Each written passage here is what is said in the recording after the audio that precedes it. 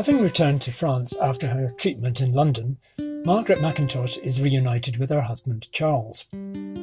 They have decided to make another trip to Mont Louis, high in the Pyrenees Mountains, and are staying at their favourite hotel, the Jambon.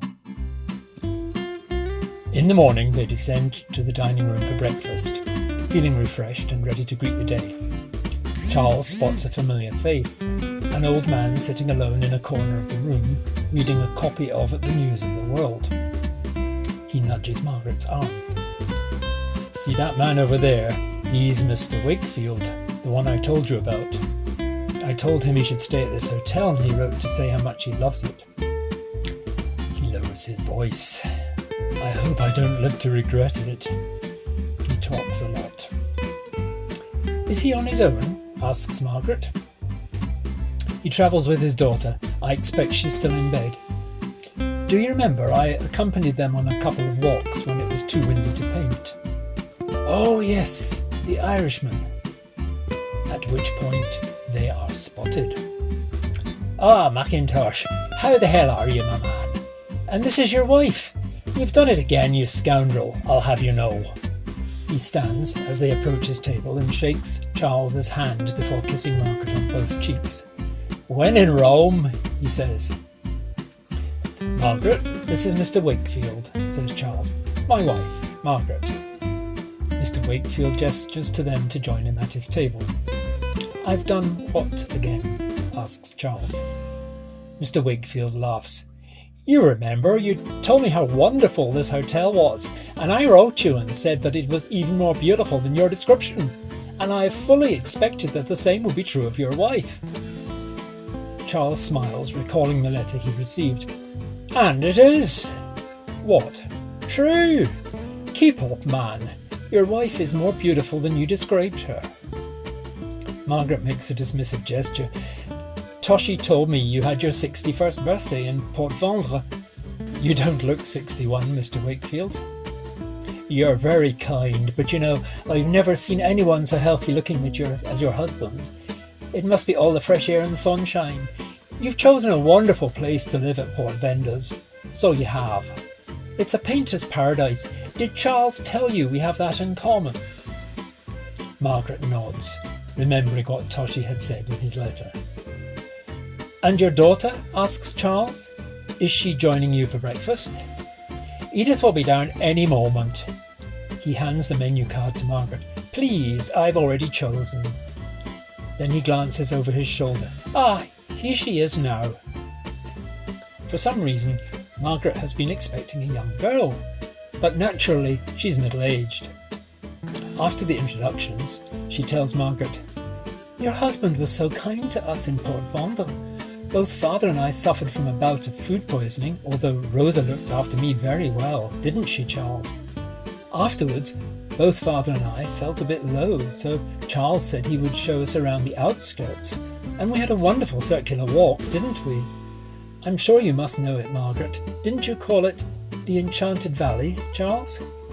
Charles nods. We have our own names for all our favourite places. "And what was the forest? The cypress wood?" "Cistus," corrects Margaret. "Oh, that's right, the Cistus wood. There were so many things to see, and Charles was an excellent guide." "You know some interesting people too, Charles," says Mr. Wakefield. "The two artist fellows, what were their names?" "Rudolph and Edgar," says Edith. "Ah, yes, Rudolph what? Eli? And Edgar Hereford, that's right, isn't it? They invited us for a meal." "They had come over for dinner with me in the hotel before we had our walk," Charles explained, "and afterwards I introduced them to these two good people. So they asked us if we'd like to go over to Collioure after our walk and listen to some gramophone records." "We had a recital that lasted about an hour and a half," says the daughter. "Absolutely delightful. And afterwards their landlady made dinner for us. It was a superb meal, and do you remember, Charles, she apologised to you for not having entertained you so well on the previous occasion?" "Oh, I do," says Charles. "That was supposed to have been my birthday party. It had been a bit of a rum-do. Ely and Hereford had been having some sort of altercation with their landlady over some girl, I think. that I suspect she disapproved of. It didn't help that they'd both been drinking like fishes for about 3 days. So they sent me downstairs to see her, like some sort of diplomat. I wasn't entirely sure what I was supposed to say. Margaret will tell you it's not exactly my strong suit. He's not a diplomat, Margaret agrees. Well, obviously they'd all cussed up and made up by the time we got there, said Mr. Wakefield. We had a really lovely time with Charles, Margaret, says the daughter. We both began to feel as if we'd known him for a long time. All our lives, really. Later, when they've all finished breakfast and parted company, Charles and Margaret share their impressions of the Irish father and daughter. I felt as if I'd known them for a long time too, says Charles.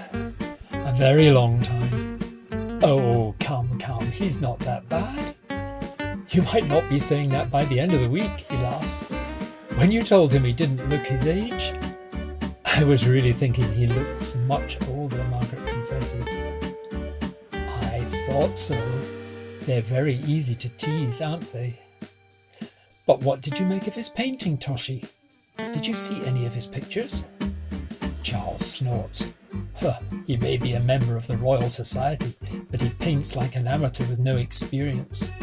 He can't draw, he couldn't do anything except sit painting in the front street, and the bigger the crowd, the better pleased he seemed to be. He did these miserable little watercolour pictures that your early Victorian ancestors wouldn't even have hung in the toilet, and he wasn't in the least ashamed. I find it incredible that any man should be prepared to show such drivel or be seen doing it by any of his fellow beings.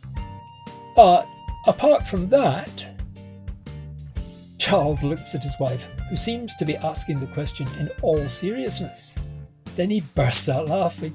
But apart from that, he's a perfectly nice fellow who would talk the hind legs off the proverbial donkey.